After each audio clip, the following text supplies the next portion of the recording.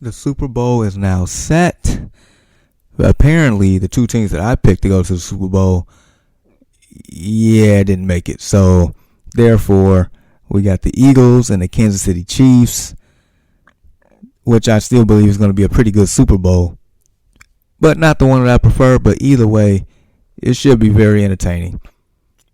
The Eagles and Niners, that game was over once we found out that Brock Purdy, hurt his elbow and couldn't throw the ball more than 10 yards down the field anymore. That was a wrap. Eagles did win 31-7. Eagles looked dominant.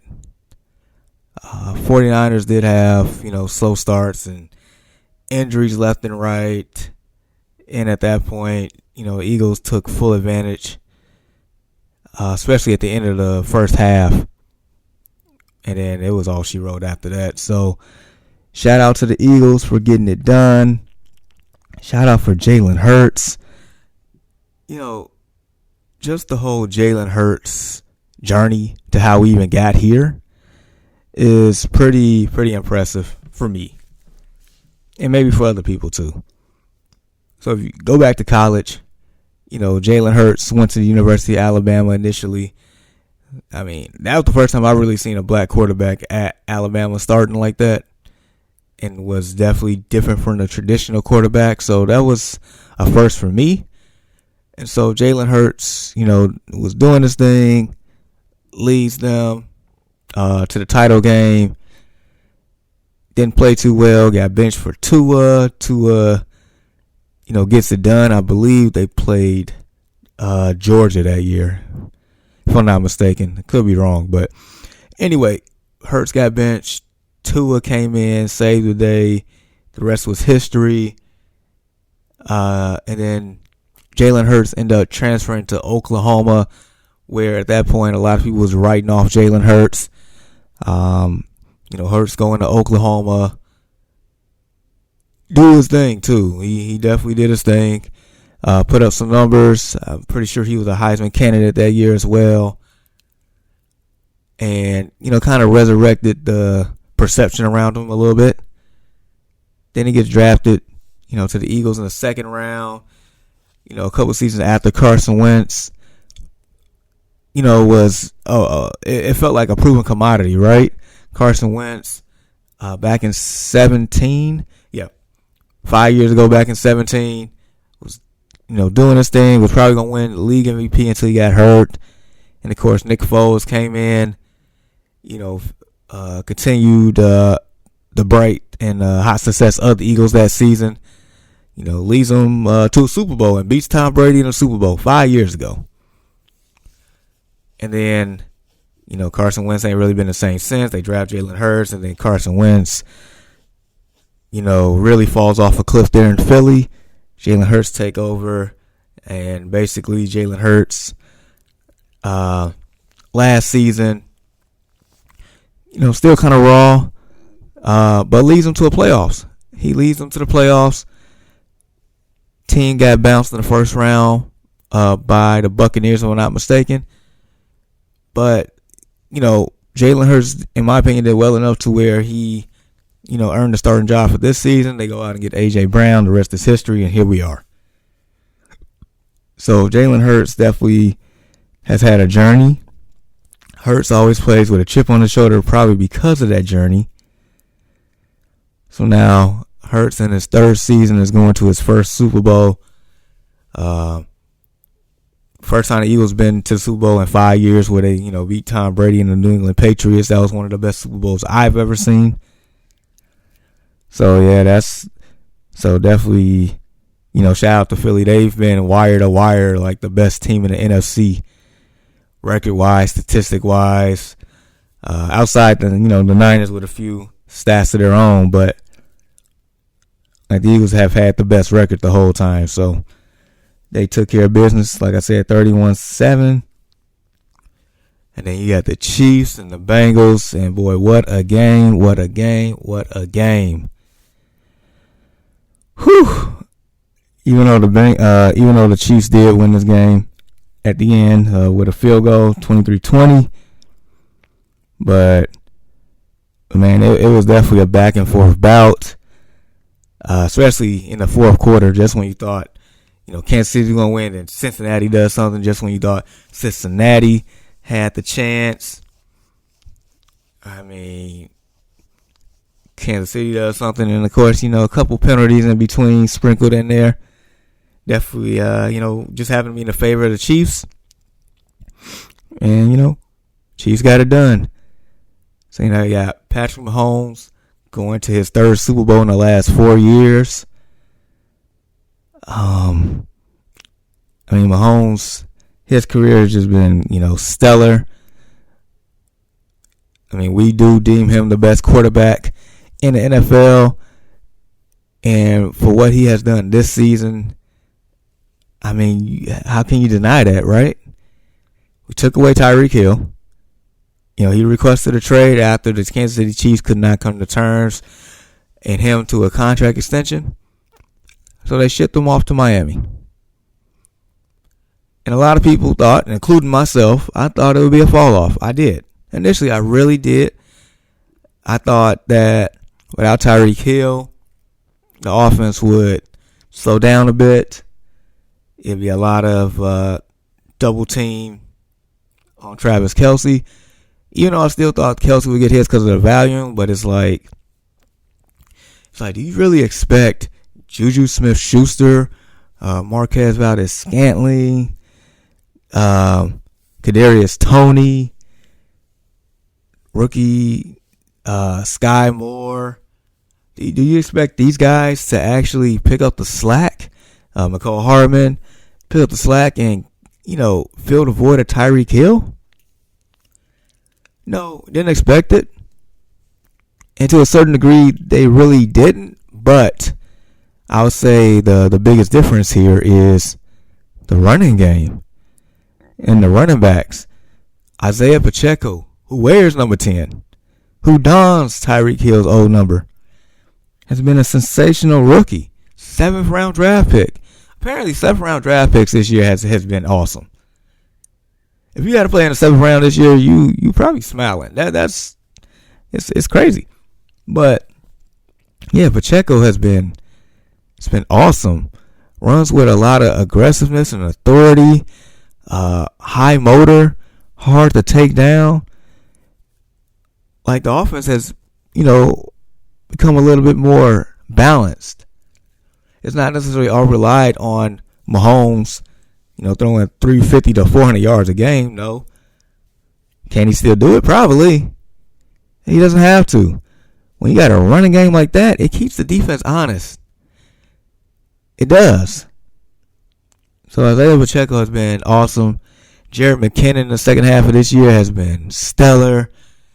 Even when C.H. Clyde Edwards-Helaire was playing in the first half of this year, he was awesome. So all the way around, the running backs for the Kansas City Chiefs have been very, very productive this season. So yeah, nevertheless, shout out to Andy Reid, Eric Bieniemy. They've gotten it done. They're back in the Super Bowl. Super Bowl is Sunday, February 12th. And, as we get closer, we'll talk more about that. Just a couple things to highlight as far as storylines. For one, this is the first time in Super Bowl history that you have two African-American quarterbacks starting against each other. The reason why that's, that has significance, well, for me, per se, is, for the longest, NFL didn't really look at black athletes as quote-unquote smart enough to be quarterbacks. So now, fast forward to now, majority of the quarterbacks, you see more and more black quarterbacks out here that's dual threats because that's the type of, league that is being played right now. You don't see traditional pocket passers anymore. It's like if you do not have the ability to scramble a little bit, then that's considered a weakness at this point. So, yeah, over the years between Randall Cunningham and Cordell Stewart, Michael Vick, on and on and on, Vince Young, here we are. We got Patty Mahomes, we got Jalen Hurts. So kudos for those two to make it happen. I remember, the Bears and Colts Super Bowl. That was the first time two black head coaches coached against each other between Lovie Smith and Tony Dungy. So now we got the quarterback. So that's appreciative. Also, you got Jason Kelce and Travis Kelce, the brothers. The first time brothers are going against each other in the Super Bowl. As far as players are concerned. Because when the Niners and the Ravens played a few years back, that was the first time I think two brother coaches went against each other, Jim Harbaugh and John Harbaugh. So that was pretty exciting too. And that was actually a really good Super Bowl as well. So yeah, Jason Kelce and Travis Kelce, both all pro at their positions. Both of them probably going to make the Hall of Fame. They got a pretty good podcast as well. Just awesome to see that, and I'm pretty sure their mom and their dad's probably ecstatic off of that. I would be too. And then you got Andy Reid. Andy Reid took the Eagles to the Super Bowl back in 2003. Pretty sure that was 2003 or 2004 when they went against the Patriots with T.O. on a bum ankle. I remember that. That Eagles team was pretty good. So now Andy Reid is back. So they're calling it the Andy Reid Bowl. I mean, Andy Reid's also the first coach in NFL history to have at least 10 playoff wins with both franchises, with two different franchises. So yeah, Andy Reid, I'm so glad he's, flourishing now and, getting his due, because he's always been a pretty good head coach, in my opinion. When he finally got over the hump a few years ago, I know that was like a sigh of relief. So now, everything he does now is just another notch in the belt, just icing on the cake, another layer. He deserves it, man. He definitely deserves it. So like I said, we'll talk more, about the matchups itself, comparisons, all that stuff as we get closer to the Super Bowl. We definitely have, 2 weeks before the Super Bowl begin, because that week in between is the Pro Bowl, which nobody watches the Pro Bowl. We don't. Actually turned the game into a flag football game these days. It's not what it used to be. For me growing up, when I used to watch the Pro Bowl and the events and stuff, it used to be exciting. It was almost comparable to the NBA All-Star game, but not quite. So yeah, basically week off there. So yeah, when we get closer, we'll talk about it. So yeah, that's your Super Bowl matchup once again, February 12th. And then just really quick in other news, LeBron James is getting pretty close to breaking the all-time scoring record that's being held right now currently by Kareem Abdul-Jabbar. The Lakers played last night, but I feel like they purposely sat out LeBron and also Anthony Davis, so he does not break the record then. He's 117 points away.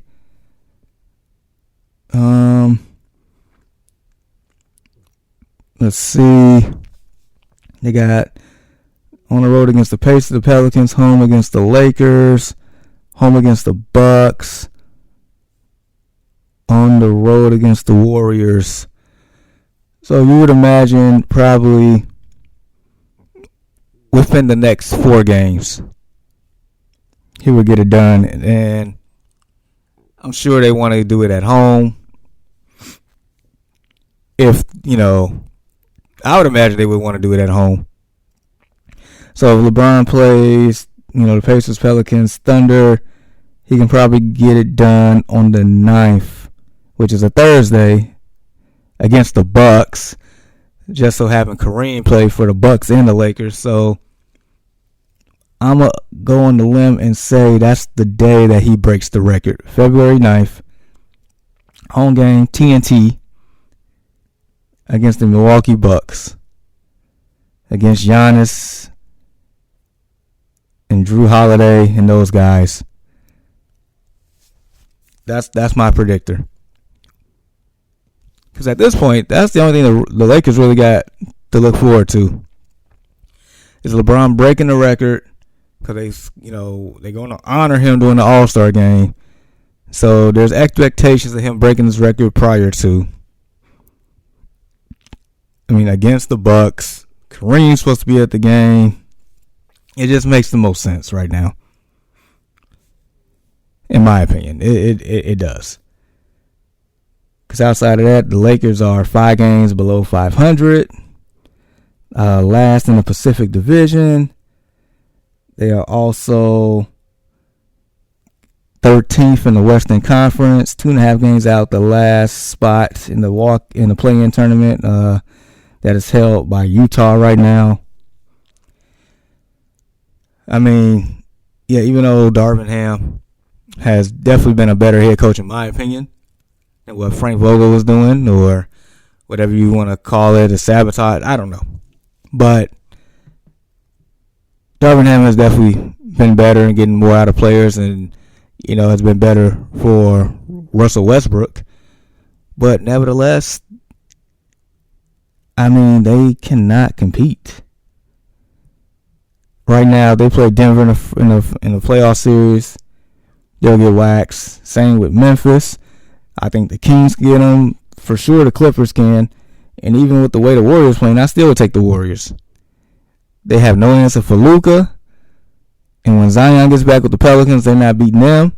Now, even take a hungry Minnesota Timberwolves team with Anthony Edwards over the Lakers right now. I would.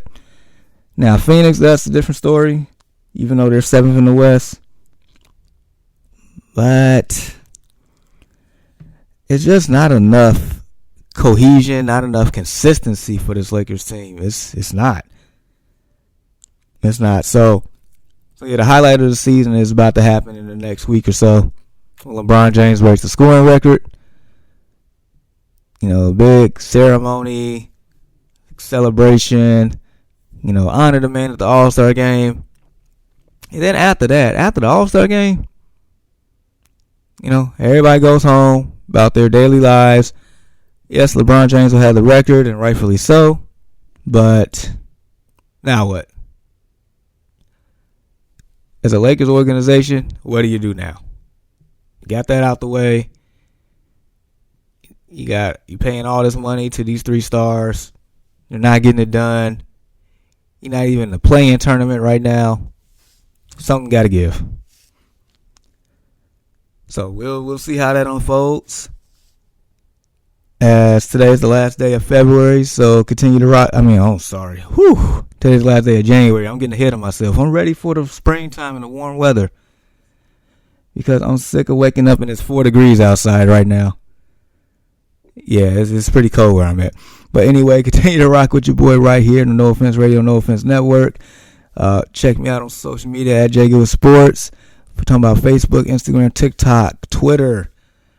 Thursday, we'll get right more into it, see what's going on, and we'll keep it pushing. By the time we come back, it's definitely going to be February. So at that time, we'll continue moving. But yeah, you all have a good one. Stay warm if you buy me. Definitely stay warm. Continue to get the money. But until next time, peace.